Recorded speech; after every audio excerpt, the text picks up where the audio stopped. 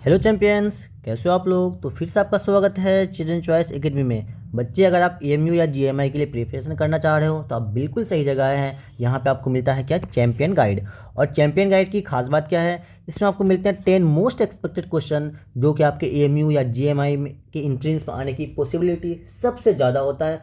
और साथ के साथ उससे भी खास बात क्या है इस चैंपियन गाइड का, कि आपको यहाँ पे मिलता है क्रिस्प नोट्स, मतलब शॉर्ट नोट्स मिलते हैं जिसके लाइन से आपके क्वेश्चन उठ के आएंगे। तो इसमें बस सारे के सारे वो लाइन लिए गए एनसीईआरटी के जिससे आपके क्वेश्चन पूछे जाते हैं या पूछे जा सकते हैं, ठीक है, या पूछे गए हैं ऑलरेडी। ये सारे के सारे इसमें आपको कवर हो जाएंगे।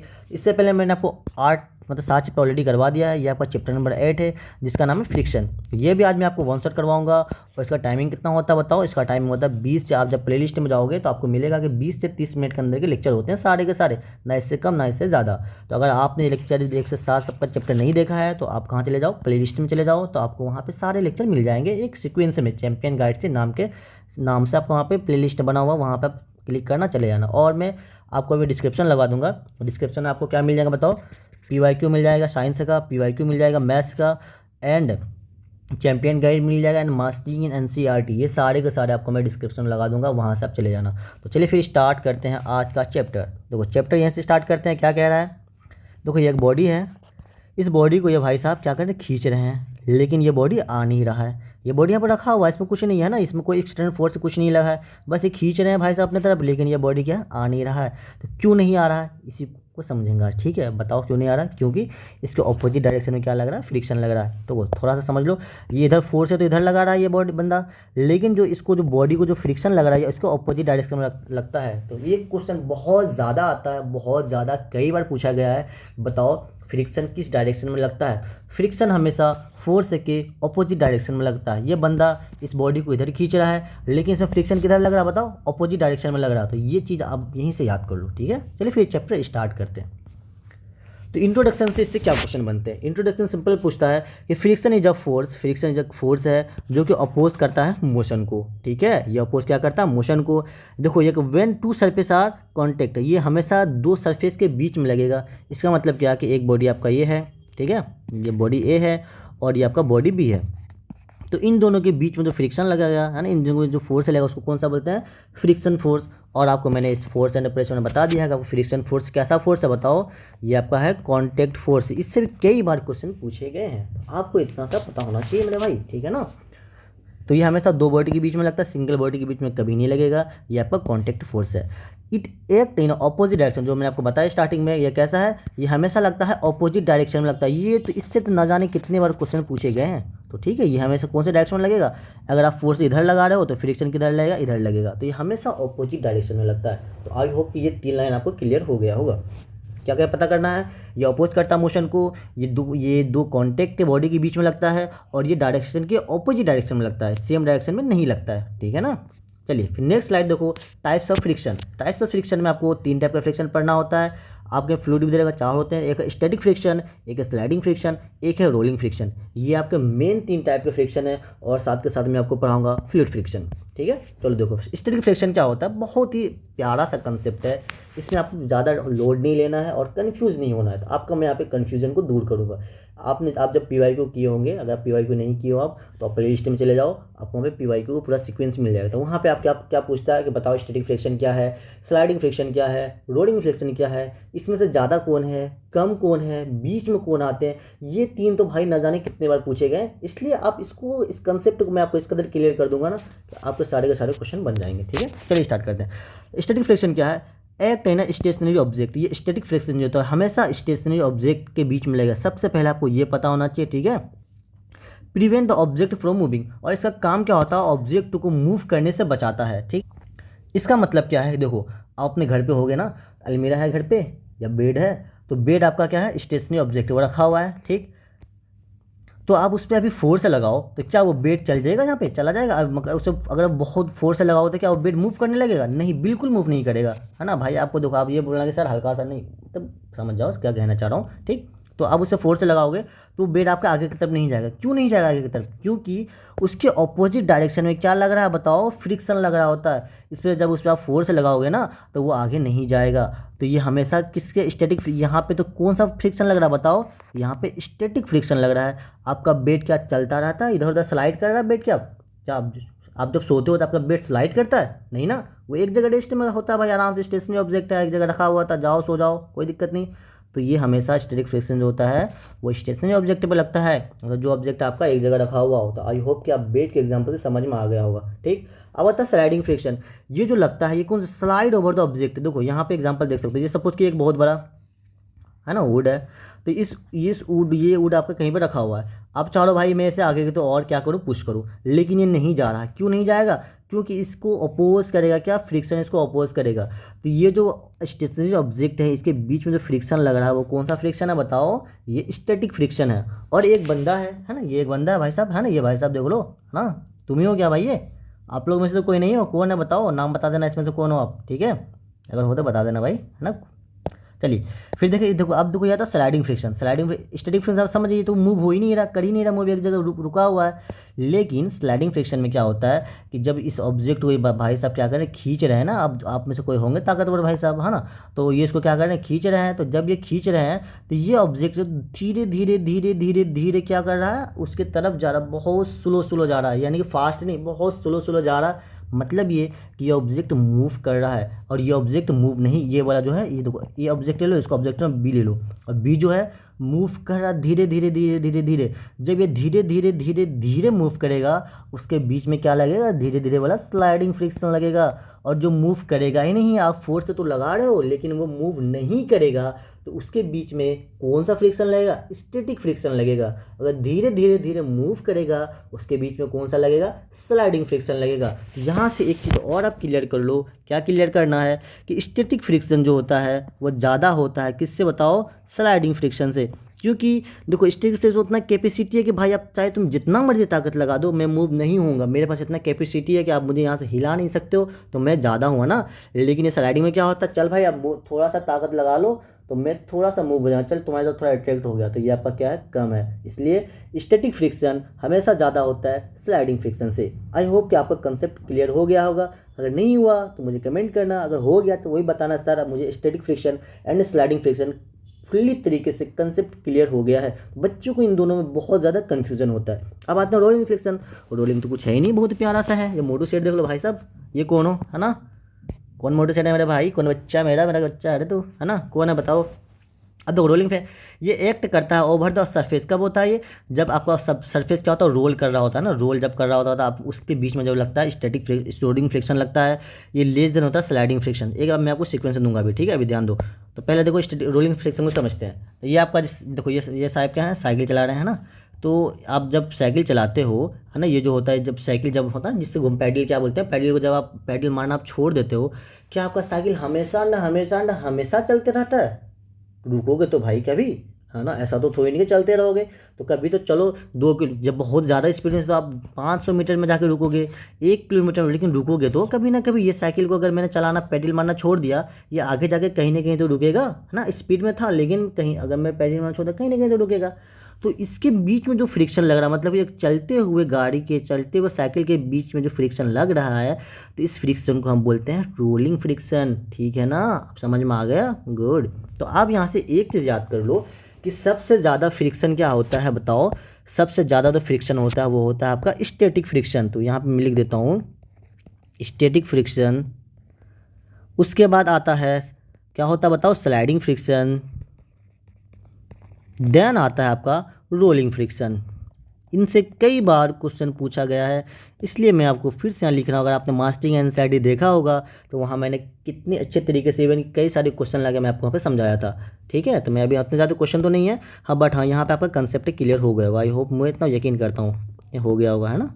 गुड। तो आपको याद क्या रखना है कि सबसे ज़्यादा तो फ्रिक्शन है कौन सा है? स्टैटिक फ्रिक्शन है। उसके बाद कौन सा? स्लाइडिंग है। और सबसे कम जो फ्रिक्शन लगता है वो किस में लगता है? रोलिंग फ्रिक्शन होता है सबसे कम। तो आपसे क्वेश्चन ये पूछा जाता है कि बताओ स्टैटिक ज़्यादा कि स्लाइडिंग ज़्यादा कि रोलिंग? सीक्वेंस आप याद कर लो, स्टैटिक स्लाइडिंग रोलिंग, इसमें कभी भी पूछे कि बताओ static is less than rolling, है ना, तो क्या होगा, स्टैटिक आपसे पूछता बताओ rolling is less than static, more than static, equal, equal तो कभी होगा नहीं, इक्वल वाला जब भी ऑप्शन है क्लियर तरीके से कट कर देना उसको, इक्वल को, हाँ इक्वल।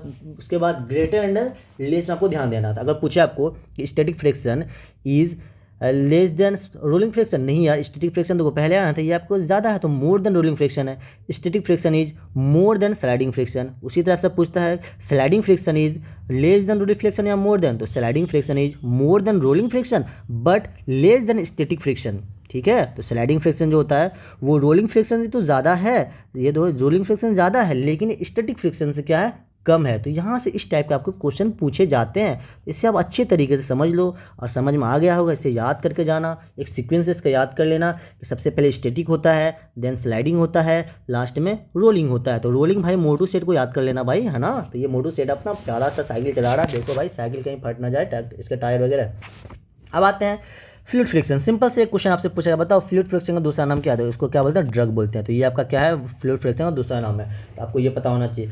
ये जो होता है हमेशा ये एयर एंड वाटर के बीच में लगता है, और आपका जो स्टैटिक फ्रिक्शन, रोलिंग फ्रिक्शन, ये सब सॉलिड सरफेस के बीच में लग रहा था। लेकिन अगर स्पेशल आपसे पूछे कि बताओ एयर एंड वाटर के बीच में जो फ्रिक्शन लगता है उसको हम कौन सा फ्रिक्शन बोलते हैं, उसमें आपके दिमाग में क्या आना चाहिए, ये फ्लूइड फ्रिक्शन लगता है। अगर वहाँ फ्लूइड एग्जाम ऑप्शन में होगा तो आप फ्लूइड लगाएंगे, अदरवाइज आपको ड्रग दिया हुआ होगा तो ड्रग भी क्या नाम है, फ्लूइड का दूसरा नाम है।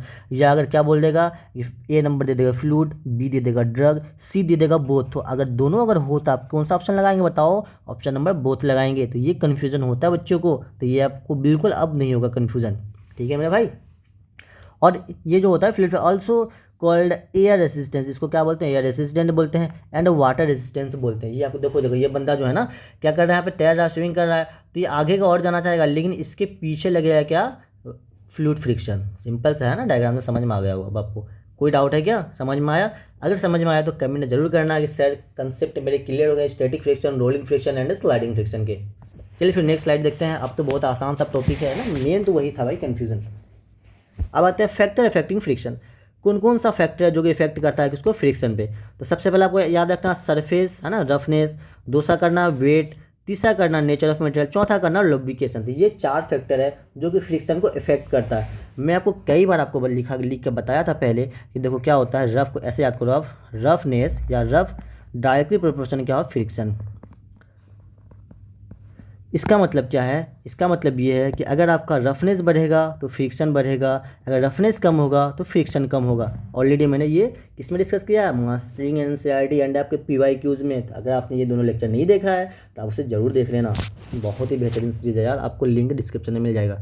तो इसका पहला क्या है, रफनेस, मतलब सिंपल सा, मोर रफनेस मोर फ्रिक्शन है क्या, मोर रफनेस तो मोर फ्रिक्शन, लेस रफनेस तो लेस फ्रिक्शन। तो ये समझ में आया। दूसरा है आपका weight of object, heavier object experience more friction.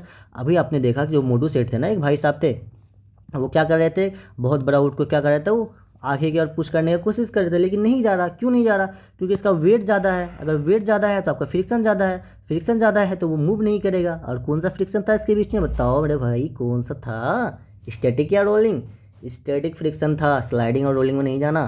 तो समझ में आया, वेट, जितना ज़्यादा वेट उतना ज़्यादा फ्रिक्शन। अब आते हैं तीसरा, nature of material.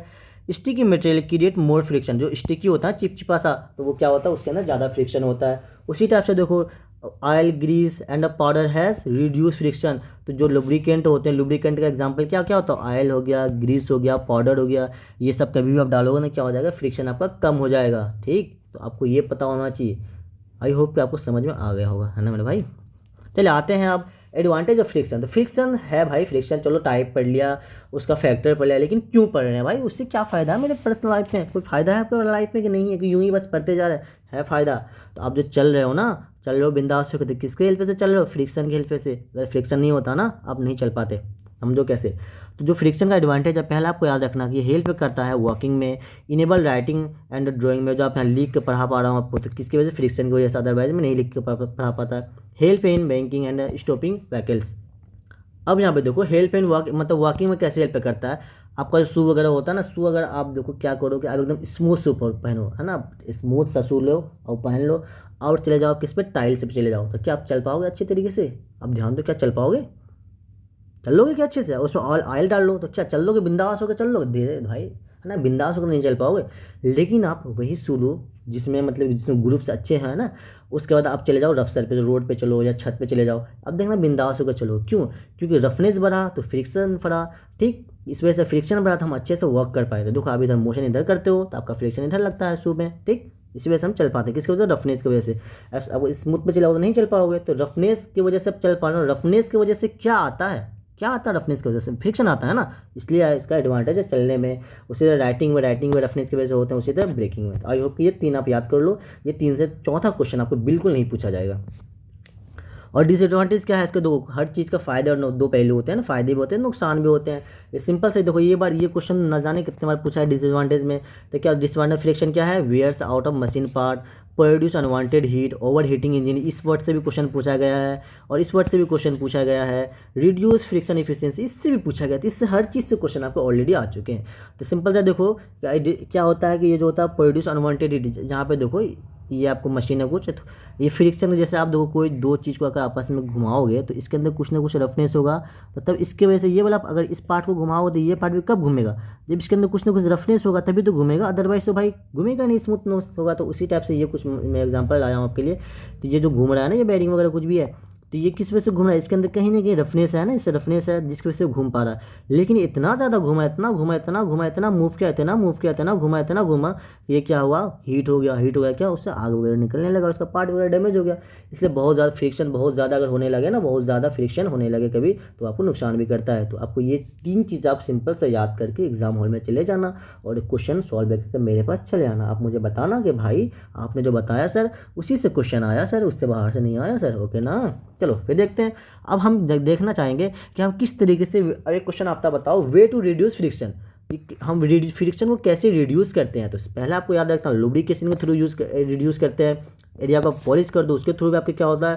Friction reduce हो जाता है। बॉल बेरिंग यूज़ करो, उससे भी क्या होता है? फ्रिक्शन रिड्यूस होता है। स्ट्रीमलाइन शेप यूज़ करो, इससे भी क्या होता है? आपका फ्रिक्शन रिड्यूस होता है। भाई इससे हर एक लाइन से क्वेश्चन आया, यकीन ना हो आप मेरा PY जाओ प्ले लिस्ट में 2016 से 2024 तक मैंने PY को करवा दिया है। आप क्वेश्चन उठाओ और देखोगे इससे क्वेश्चन आया कि नहीं आया। इस वजह से मैं हर एक वो लाइन लाया हूँ जो आपसे क्वेश्चन बनते हैं, ठीक।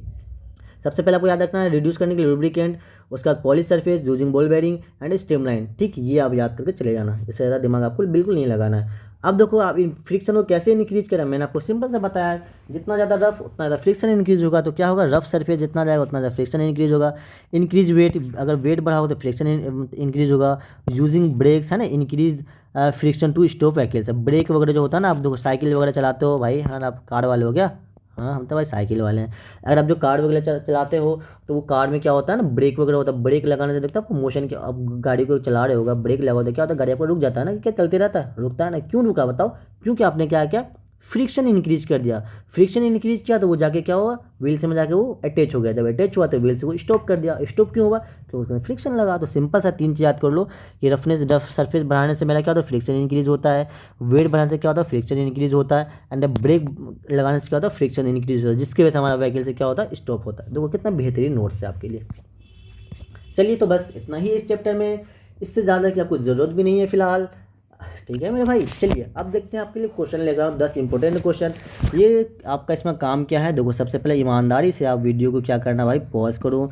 पॉज करने के बाद आप खुद से पहले ट्राई करो, खुद से ट्राई करने खुद, उसके बाद चेक करो। फिर उसका बाद मेरा सॉल्यूशन देखो, आप फिर चेक करो कि आपने जो सॉल्यूशन मतलब ABCD लिखा वो सही है मेरे से या नहीं है।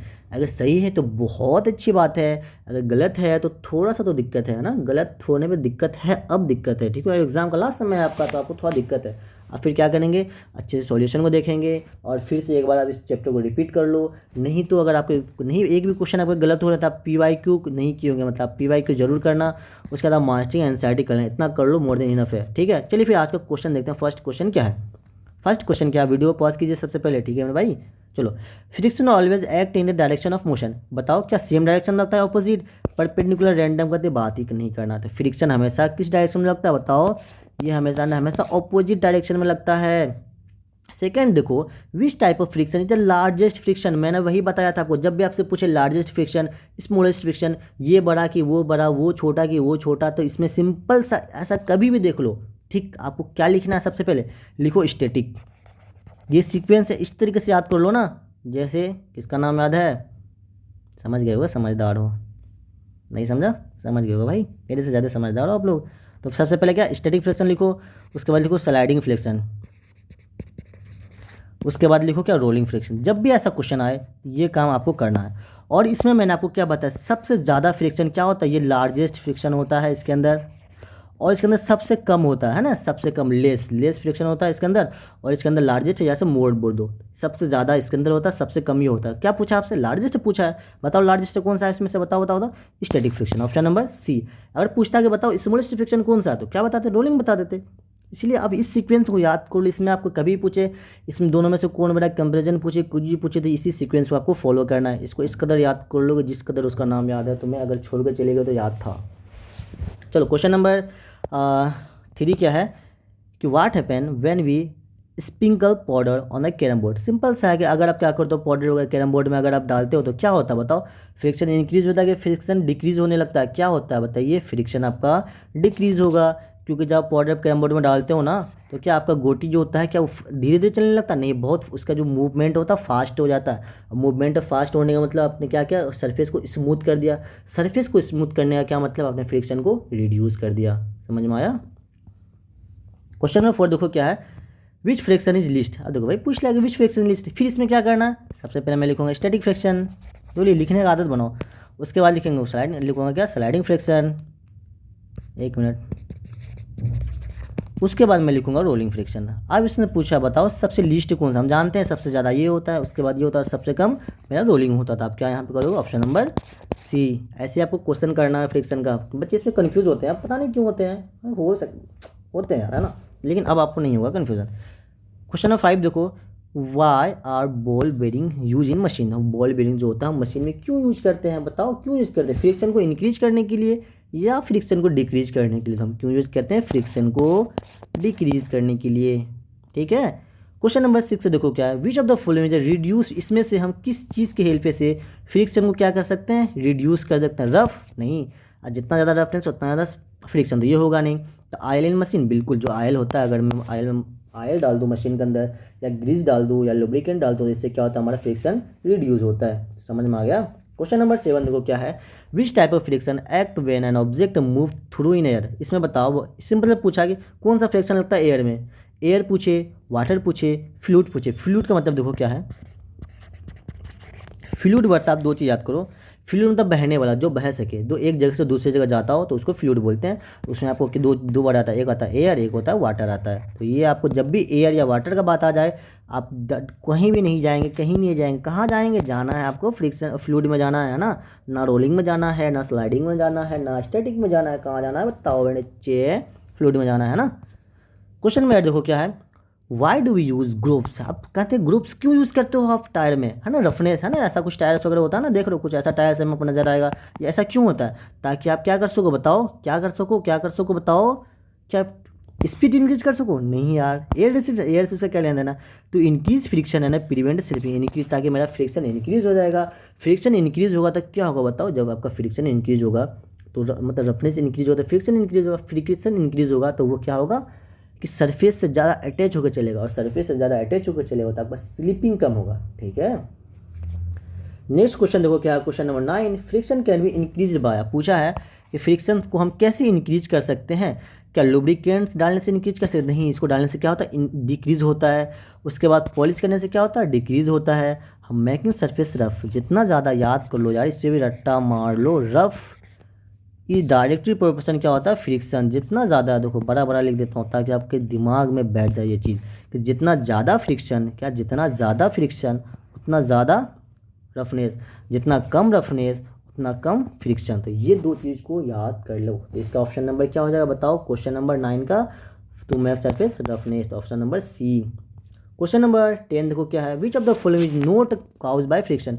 इसमें से फ्रिक्शन में से क्या काउज नहीं होता है, बताओ क्या काउज नहीं होता। वर्किंग होता है, बिल्कुल वर्किंग कर सकते हो, ब्रेकिंग हाँ ये भी कर सकते हो, एनर्जी लॉस ये भी होता है। तो क्या नहीं होता है, फ्लोटिंग बोर्ड। बस इतनी क्वेश्चन थे, प्यारे से क्वेश्चन है सारे के सारे। आप मुझे कमेंट कर बताओ कि 10 में कितना मार्क्स है, ईमानदारी से बताना मेरे भाई। ठीक है, चलिए फिर देखते हैं जो ये आपका क्या है, ये आपका होमवर्क है। देखो इसमें मैंने आपको क्या दे रखा, static friction, sliding friction and आपको रोलिंग फ्रिक्शन, ये सारे के सारे फ्रिक्शन एक साथ आ गए हैं। अगर इसे आप एक बार मैच कर लेते हो तो आपका ये सारे के सारे फ्यूचर क्या होगा, कंसेप्ट क्लियर है। इसे जरूर ईमानदारी से बनाना। बाकी मैं आपको नेक्स्ट लेक्चर में मतलब नेक्स्ट चैप्टर में मैं इसका कुछ सॉल्यूशन दे दूंगा। तो कल वाला जो आपको होमवर्क मिला था उसका सॉल्यूशन है, पहला क्या है, पास्कल। बताओ पहला क्या हो जाएगा, option number C, option number C है। दूसरा क्या हो जाएगा, ऑप्शन नंबर डी।